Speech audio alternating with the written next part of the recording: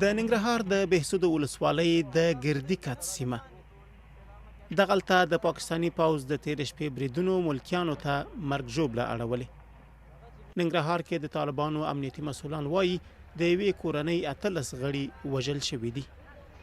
د بهسود ولسوالۍ په مربوطاتو کې د یو کورنۍ 23 کسان تر خاورو لاندې شوي وو چې 18 کسان په شهادت رسېدلي او 15 نور ټپیان شوي دي. او په خوږیاړو ولسوالۍ کې هم یو کور په نښه شوی و چې 2 کسان ټپیان شوي او روغتون ته لیږدول شوي. او په غني خیل ولسوالۍ کې هم یو کور په نښه شوی و چې کور بشپړ ویجاړ شوی و او لله الحمد هلته چاته ځاني تلفات نه دي اوښتي. د ورځې تر نیمایي هم د پیښې یو شمېر قربانیان تر خاورو لاندې وو او د پلټنې چارې روانې وې.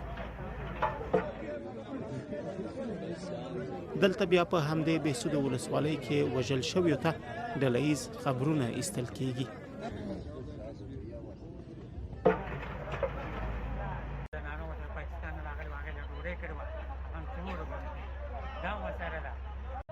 بریدونه د ننګرهار په بهسود، خوږیاڼو او غني خیلو ولسوالیو او د پکتیکا په برمل او ارګون ولسوالیو کې شوي دي.